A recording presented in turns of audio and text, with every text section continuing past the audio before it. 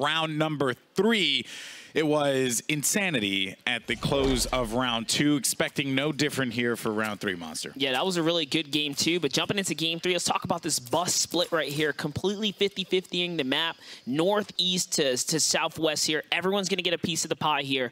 And that's exactly what you want when it's an opening hand. You want the bus to just kind of fever you. And this here gives everyone an opportunity to touchdown fair and square. You know, I've been talking to some folks in between the breaks on Reddit and stuff, and it's been interesting to hear the observations of a lot of the fans that have been watching, you know, because we've been seeing these events with the pop-up cup format, and for me, I think some people are like, oh, I really like pop-ups, I kind of wish it was like this, but I kind of enjoy the fact that we're seeing kind of quote-unquote vanilla Fortnite, if you will, be played in Season 7. There's clearly just been a lot of learnings. It's what we all play when we're at home, right? Unless you do the pop-up cups all the time. You know, maybe it's not the battle for you, and it's Tendons who's putting a trap here down. He's already lost Hysteria. He's in a bad situation, but that shot trade right there was so massive. He can win this exchange here.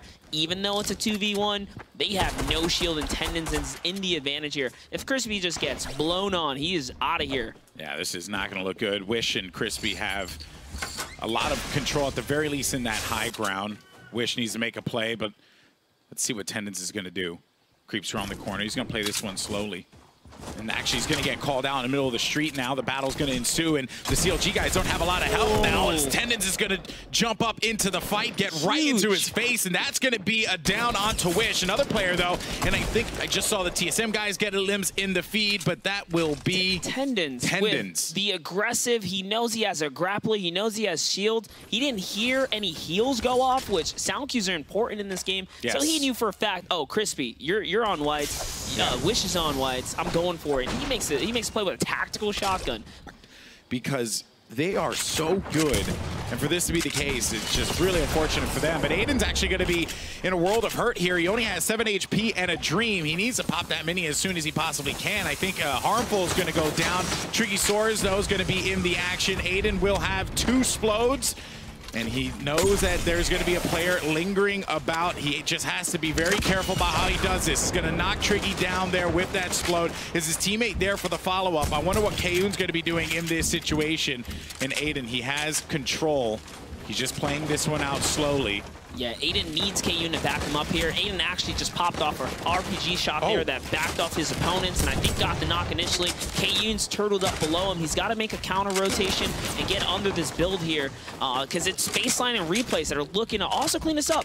And no one has shield here. This is not good for Aiden and Kayun, because if, let's say, Tricky ends up getting picked off, right? Remember, as we mentioned before, you don't get the HP back, right? So because of that, you will get jumped on, and there goes that pesky Stormwing that's going to force everyone to have to go down to the low ground. Aiden's going to have to get out of dodge on that one. Some more defense coming through here. I believe this is going to be Triggy's screen. Aiden really getting away with murder there, because not only was he hit by a stinker that almost took him out, it was the Storming that nearly finished him there too. So now Spaceline finds the knock here on Aiden. Aiden is down. Kayun's got to either scramble for him or counter pressure the teammate up above, which is Spaceline, who's watching this battle here. I don't think Triggy knows he's down in the bottom left. No. Otherwise, he would have went right for it. Would have dived that right away, but he's actually going to go right for them. Try to see if he can push the FaZe boys back as we go away from Tilted. There's some more action going on with Vitality and TSM. Hamlin's going up against Roby, and Hamlin's is going to go down. Is reverse 2K there to kind of pick up the slack. We know that Hamlin's was going to get thirsted there, and that's going to be goodbye. Aiden finally out of that one. You saw it in the action feed for the time being, and we're just looking at a bunch of POVs right now, cycling through all the players as the action's starting to get pretty crazy here in Circle 2. And you can tell players are getting absolutely comfortable here as time goes on. Game 3 is a trade-off between Triggy and Kayun there. So bye-bye, you know, that Ghost Squad right there. If one can't win Tilted, no one can win Tilted. Yeah, they're both taken out here. All the EU dudes here, giving them a hard time, but EU just comes out on top right there. Roby with a fantastic headshot. A magnet for Europe, you know? Just imagine Hamlin's, just a little magnet just of the European flag just latching onto him every single time. Can't seem to get away from them. But here goes FaZe, Tempo, and Jalmok.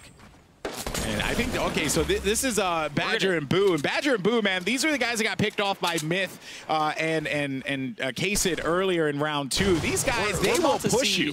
We're about to see the boombox, though. These, I think Jo had 4 booms here. Yeah, boy. He's looking for an opportunity. He's letting Tempo set up first. Tempo's actually diving in headfirst by himself here. Tempo does not care. He's going to go right into shark-infested waters, and I got to respect that.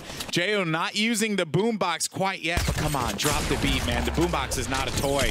Badger, That's though. what happens when you dive in just a little too aggressively. You got to respect these guys. They're competitive players. Just because they're coming through the qualifiers doesn't mean you got... You know, he's probably gonna criticize himself a little bit. Boombox was the perfect opportunity there. Yeah, very true, but the action continues at Tilted Towers. Replays is gonna go down. You hear the music, and the boombox is shutting down any builds, and Space Lion, he needs This guy can't build the booms, just shutting it all down. Bye-bye, Space. Yep. And, you know, respectable shot there, though. Flexin takes out Space and Replays, but it was a trade shot, so Space actually connects first, even on no HP. So Flexin gets lucky for being at max HP here, to be fair. Didn't have much of a chance there, especially considering that he had 8 HP. He had the med kit, but he was just getting pushed on. And the Stormwings for this squad, for Flexin and Kerr. Okay, I like that. Okay, Redwater tried to go for that scope, but didn't land it. That would have been nasty onto Cease. Now, we saw Redwater and JR really put on, what, close to 7 eliminations, something like that in the previous game. So these guys, they can chop it up real good. Their HP so low right here, and I believe these are the 2 guys that actually met here at WSOE3 and teamed up. I could be wrong, but I believe these are the 2 single guys who had to find a way to work together. But unfortunately for them, they're going to have to go back to the drawing board to cease and elevate. They're going to shut that one down. That's 4 eliminations there, and not bad at all. 78 players remaining. 78 players remaining, and they have 4 elims. They are putting in... They're putting down players for what it's worth in this lobby here. And it looks like the brunt of the player base is down to the south here. And oh no, he's going to eat so much fall damage there. And that is, actually, did he eat fall damage? It looked like he was. He did take a little bit of damage here. MVP definitely looking to prioritize the ramps here and take these guys off the high ground. So far, so good, but K-Sid is just holding it down. Whoever put that boombox down really worked against them. And now they're saying, you know what, it's time to rotate. We have a long zone there. But Grom TV turning things around after popping the mini, so they are back just like that. And now it's Myth who's in the low ground with the 1v1 against someone else. Manages to pull off the ramp to save himself. And he's in a scramble right now. Those rockets flying in. He's looking, he's peeking around, seeing if he can find anybody. Lovely positioning by K-Sid and Myth to regather themselves and get to one another. You never know when your opponent has an RPG, and just like that, one quick distraction and they can reset. That's dynamite. You hear the dynamite, that pesky dynamite. That's always going to be a difficult thing, because not only does it just wipe out any of those structures, it will deal a decent amount of damage to you as well. Just something you don't want to stick around by. And you have Motor and Grom. Still alive. FlyQuest, Crunch, and Hansel still alive as well. Also leading the zone push here. Hansel and Crunch, and they see Funk Bomb right there. They're trying to hit him. They do manage to nail him with a couple shots. Clips Double heavy AR, man. That's a lot of damage per second coming out of those 2 things. And a minigun? Minigun chopping up right here. Not sure who's got that. Might have been Lamar. I see his name down on the feed right here. More RPG shots. You got to be careful on how you use these. And it actually connects. Bye-bye Funk Bomb. Oh, man, and they're going to get a launch pad from that, too. Huge. So can Clips now put up the big performance and follow suit as his teammate did in the past? It's up to Clips to kind of stay alive here. He's got the zone in his favor, but can he clutch? Clips was very humble in his interview, right? Talking, you know, a big talk for Funk Bomb. Now it's going to be his moment to shine. Sean picks off 2 in the action feed. I believe that was Hogman and somebody else. Zexro also gets 1 for his effort. We have 54 players remaining, and the Storm is going to start moving. Domru catching an elim as well now, and by the next zone, 50% of this lobby is going to be gone here. This is where we're approaching that 50 players just cannot. The scramble. The scramble for survival here is going to be unfolding soon. Bye-bye to Lothar's shield and HP there as Saf is just beaming away. And this is a diabolical duo to have left here in these final few circles, man. I mean, Saf and Zayt, these guys are savages. Look for them to pick off any stragglers if they're not careful. This is going to be it, though. Got a couple seconds remaining before that storm moves. Moore catches JL. Lamar has no shield, so Moore's still up here. And this is a long rotation coming right out into the open soon, so no more trees for natural cover. We're about to see everyone pretty much hit that exposed point. Zexro and Vinny, 3 elims. That's 30 points for them so far. I like that Zexro still staying alive here, man. I mean, that's big for him. He hasn't had the best of games in round 1 and round 2. Saf and Zate, same thing here. Now here comes the rotation. Clips finds himself an elim without Bug Bomb here, so it looks like he's still putting in work. Optic Baldy's going to get taken out here. Motor's going to be gone as well. Now the players are going to start to die. You got Morgassi who's going to take out Ads. And the players now moving with that storm. So this is really just as you move along, you're just figuring it out, right? You just don't have enough time to think. You need to just make moves. You're kind of just relying on instinct at this moment to just stay alive, then get ready for this next rotation, which goes out even further. Oh boy, this is going to be interesting. This is where competitive experience really shines here. Players like Rosero know exactly what to do, either hold high ground or get ahead of the storm, push players back. You see players like Saf right there. He was pushing players back. Saf finds himself an elim there as well.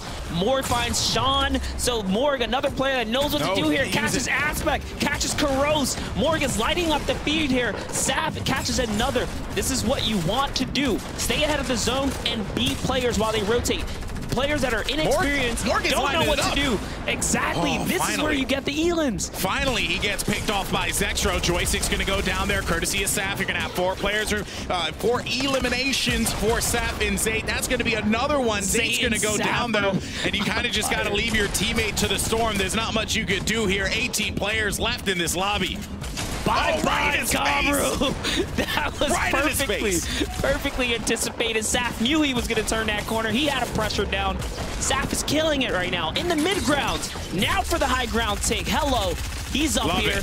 Love it. Love what I'm seeing here from Saf. That's 7 eliminations for Saf and Zate. If Saf keeps this one going, he could find himself with a victory royale. He wanted to get that golden pump as well because that would have been beautiful. Such a strong weapon to have, especially when a player needlessly rotate, or I shouldn't say needlessly, but foolishly rotating up on that ramp and not covering his side. He's going to get Blix there, drops him down, and that's just going to be one right to the face. And no one is safe. Saf's confidence is through the roof right here. I'm ready for the grappling play for the high ground. He might go for it. And actually, this player's giving up the zone up top, so it's all him now. He's sitting over DMO.